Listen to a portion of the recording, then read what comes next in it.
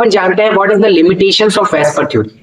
VSEPR theory ने 5 rules के basis पर अपनी बातें रखी। अब इसकी लिमिटेशंस क्या क्या है, क्या क्या वेस्पर थ्योरी एक्सप्लेन नहीं कर पाती है। तो सबसे पहली चीज है VSEPR theory is not able to explain the geometry of polar compounds, यानी जो पोलर कंपाउंड्स होते हैं, जो ध्रुव यौगिक होते हैं, उनकी ज्योमेट्री को ये नहीं बता पाती है। जैसे कि हमारे पास में वाटर है, जैसे कि हमारे पास में वाटर है, जैसे कि हमारे पास में Li2O है। Li2O ये क्या है, पोलर कंपाउंड है। पोलर कंपाउंड कहने का मतलब जिसके अंदर पॉजिटिव नेगेटिव कोई ध्रुव बन रहे हो, कोई पोल्स बन रहे हो, उनको हम कहते हैं पोलर कंपाउंड्स। तो ये क्या पोलर कंपाउंड्स, तो वेस्पर थ्योरी जो होती है पोलर कंपाउंड्स की ज्योमेट्री को एक्सप्लेन नहीं करती है। दूसरी चीज है VSEPR theory is not able to explain bonding in transition metal complex, यानी जो ट्रांजिशन मेटल के कॉम्प्लेक्स होते हैं। ट्रांजिशन मेटल क्या होते हैं, जो कि डी ब्लॉक से बिलोंग करते हैं, लेकिन सारे डी ब्लॉक के एलिमेंट्स ट्रांजिशन मेटल नहीं होते, ये भी आपको पता चलता है जब हम डी ब्लॉक के बारे में कंप्लीटली पढ़ते हैं। ठीक है, तो जो ट्रांजिशन मेटल्स जो कॉम्प्लेक्स बनाते हैं उसके अंदर बॉन्डिंग किस तरीके से होती है, उसको भी वेस्पर थ्योरी एक्सप्लेन नहीं करती है। ये बात भी अपन को क्लियर होनी चाहिए। तीसरी चीज यहाँ पर है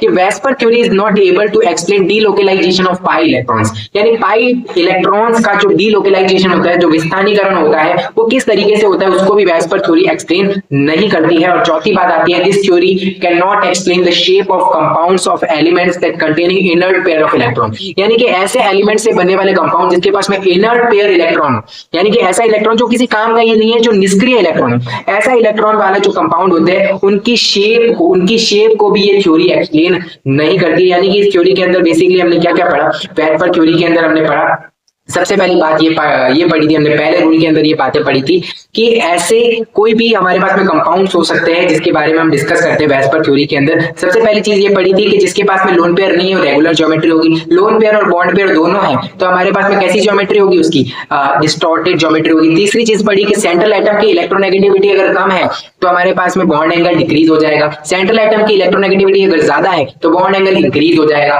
ठीक है, मल्टीपल बॉन्ड के बीच में बनने वाला जो बॉन्ड एंगल होता है वो ज्यादा होता है सिंगल बॉन्ड से।